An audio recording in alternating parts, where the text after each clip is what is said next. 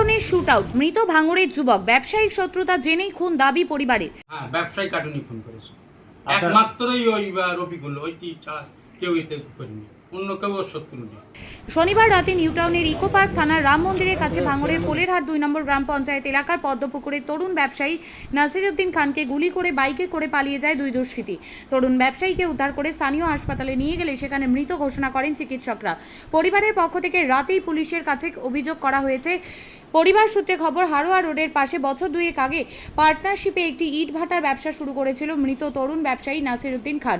কিছুদিন যাবৎ মৃত ব্যবসায়ীর অপর পার্টনার কাজী রফিকুল ইসলামের সাথে তার ঝামেলা শুরু হয়। প্রায় 2.5-3 মাস ধরেই চলছিল দুই পার্টনারের মধ্যে বিবাদ। সেই কারণেই গতকাল রাতে তাকে পরিকল্পনা করে খুন করা হয়েছে বলে অভিযোগ মৃত ব্যবসায়ী নাসিরউদ্দিন খানের পরিবারের। ওইটা আমি একদম ওই প্রায় ওর সঙ্গী সবসময় হচ্ছে যাত্রা হলায় সবসময় বলছে মিটিয়ে ফেল কোনে বলে আপনার দাঁড়াবো, তো সে তো মানছে না, তা দরকার পার্টি ফাটি নিয়ে ওখানে বসতে হবে, সেই ঠিক করছে। তাতে মোটামুটি কথা ওর আকশ হয়ে গেছে, পার্টিলে বসলেও পারবে না, তার কারণেই ওকে পরিকল্পিতভাবে লোক যা দেয় ওকে করেছে। ও এইটে ছক করেছে, জানে এইটে হলি ব্যবসাটা আমি একা লোক আর আমার কাউকে ভাগ দিতে পারে না, নিশ্চিত আমি করল। কত লক্ষ টাকা পেত আপনার ছেলে? ও প্রায় টাকা পেত প্রায় 50-55 লাখ টাকাও পায়, হিসেব করে লিলি বলে আমি 50-55 লাখ টাকা আমি পাবো। আমার সেইটি তুলে দেখ, ও চলে যাক, ও ভাড়া নিয়ে নে। মাটি উঁচু আছে অন্তত অনেক, কারণ 2 মাস 3 মাস মাটি উঁচু আছে, মাটি তোলা আছে, ও সব ছক করিয়ে নিয়ে মাটি বাটি তুলে নিয়ে ও নিজে করার লেগে এইবারে একে তুলে দেওয়ার চেষ্টা। মানে ব্যবসায়িক কারণেই আপনার ছেলেকে খুন করা হয়েছে? হ্যাঁ, ব্যবসায়ী কাটুনি খুন করেছে একমাত্রই ওই রফিকুল, ওই ছাড়া কেউ এতে করেনি, অন্য কেউ ওর শত্রু নেই। বিভিন্ন দিন বিভিন্ন সময় ধরে হিসেব হতো ভাটা, তো এসে হিসেব যেটা ঠিক, সবাই যে হিসেবটা বুঝতে পারবে সে হিসেব মানবে না। এ নিয়ে অনেক দিন হিসেব হয় দীর্ঘদিন ধরে। লাস্ট তোমার দাদা কি ডিমান্ড করেছিল এই রফিকুল যে পার্টনার ছিল তার কাছে? তার কাছে ডিমান্ড করেছিল কি অতটা জানিনি, কিন্তু এটা জানি যে ভাটায় আমি ভাটা থেকে চলে আসব, আমার যে 2 বছরের লাভ সেটা আমার দিতে হবে, আর যেটা আমি ইনভেস্ট করেছি পাবো, সেটা হিসেব করে যেটা হবে সেটা। কত টাকা ইনভেস্ট করেছিল? ও 52 লাখ টাকার মতো। তোমার দাদা এমনি কি ব্যবসা করতো? ও ইটের ব্যবসা করতো, কয়লার ব্যবসা করতো, আর ওই ভাটা ছিল।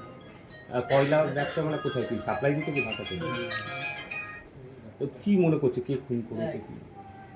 কে খুন করেছে মনে করছে? কে খুন করেছে এটা সঠিক বলা যাবে না, কিন্তু ওই ঝামেলায় আমার সন্দেহ হচ্ছে।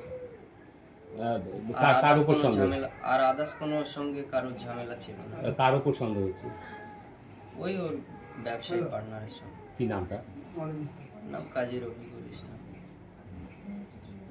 ঘটনাটা, ছেলেটা অত্যন্ত ব্রেনি ব্যবসায়ী ছেলে, অত্যন্ত সৎ ছেলে, আমরা যেটা এলাকার ছেলে হিসাবে জানি। হাড়োয়ায় একটা ইট ভাটা নিয়ে ব্যবসা করছিল, আরও অন্য ব্যবসা আছে। ইট ভাটার ব্যবসাটা যেটা করছিল মালিক, ওরা দুজন মালিক, ওখানকার একটা ছেলে মালিক আর ও মালিক। সেখানে বেশ কিছুদিন ধরে ওদের টালবাহানা চলছিল। ও বলছে ভাটা ছেড়ে দিতে হবে, এ বলছে না ছাড়বো না, যে কোনো কারণে, যে আমি এতদিন ধরে টাকা দিয়েছি, টাকাটা এর বেশি টাকা। এইবার সেই কারণে ওদের মধ্যে একটা মন কষাকষি চলছে। কিন্তু এমন দুর্ভাগ্য যে পরিকল্পনা ছিল ওর মেরে দেওয়ার, কিন্তু এ জানতে পারিনি এমনভাবে পরিকল্পনা করেছে। নিউ টাউনে এসে, হাড়োয়ার ছেলে নিউ টাউনে এসে একে মার্ডার করছে, মানে এটা কী পরিকল্পনা। আশেপাশেরও কয়েকজন ছেলে ছিল, এখনও পর্যন্ত যেটা শুনেছি 3 জন ধরা পড়েছে, আরও একজন যে গুলি চালিয়েছে সে ধরা পড়েনি। আমরা ইতিমধ্যে প্রশাসনকে বলেছি যে যথারীতি ব্যবস্থা নিতে হবে। এই ধরনের ঘটনা যদি একটার পর একটা ঘটতে থাকে তাহলে একটা দুর্ভাগ্যজনক ঘটনা। আমি একটা ব্যবসায়ী, আমার নিরাপত্তা থাকবে না, আমি ঘুরবো, আমি কোথায় যাব, আমি কোথায় থাকবো, কোথায় খাবো, সেও যদি তারা ফলো করে, এটা একটা অত্যন্ত দুর্ঘটনা। আমি তো মনে করি যে এই এত বড় ঘটনা আমার মনে হয় আমার জীবনে প্রথম, যে ডেকে নিয়ে গিয়ে তাকে নৃশংসভাবে 4 রাউন্ড গুলি চালিয়েছে তার। এটা একটা অত্যন্ত নৃশংস ঘটনা। আমি ওর ফ্যামিলির সাথে কথা বললাম, সবার সাথে কথা বললাম যে টেনশন করো না, ওর আব্বারও শরীর খারাপ। আমি বোঝালাম সব কিছু, যে একটু মাথা ঠান্ডা করে থাকুন, ঘটনা ঘটে গেছে, কিছু করার নেই, মৃত্যু হলে আর তার বাঁচানোর জায়গা নেই। সেই কারণে আমি বলবো প্রশাসনকে যে অবিলম্বে যারা এই ধরনের কাজের সাথে যুক্ত তাদের অ্যারেস্ট করে দৃষ্টান্তমূলক শাস্তির দাবি আমরা করছি। নিরাপত্তায় কি কোনো জায়গায় ঘাটতি রয়েছে? পুলিশি টহলদারি, কারণ নিউ টাউনের মতো জায়গায় এই ঘটনা প্রকাশ্যে যেভাবে গুলি করা হয়েছে, কোনো জায়গায় কি ফাঁক ফোকর রয়ে গেছে? না, একটা ব্যাপার হচ্ছে, থানা তো গোটা এরিয়ার একেবারে অলিগলির তো খবর রাখতে পারবে না। দেখা যাচ্ছে যে এমন একটা জায়গায় মার্ডারটা হয়েছে, সেখানে থানার নজরই আসে, তারপরে ঘটনা ঘটার সাথে সাথে পুলিশ এসে পৌঁছেছে।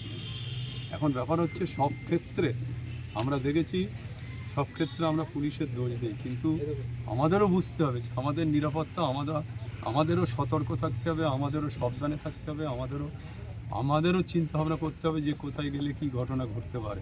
ওর একটা জিনিস ভাবা উচিত ছিল যে ওর সাথে বারবার গণ্ডগোল হচ্ছে, বারবার যখন অশান্তি হচ্ছে, তখন ও ডেকেছে না যাওয়াটাই ভালো ছিল। আপনি কি বলছেন যে পরাগ মানে হচ্ছে রফিকুল ইসলাম কালকে ডেকে পাঠিয়েছিল ওখানে? হ্যাঁ, ডেকে পাঠিয়েছিল, ডেকে পাঠিয়ে এই ঘটনা ঘটেছে। তা আমরা খুবই ব্যথিত, আমরা সহানুভূতি জানাই ওর ফ্যামিলিকে। আমরা সত্যিকারেরই আমার ভাষা নেই যে কী বলবো, যে এত বড় একটা ঘটনা। ঠিক ঠিক।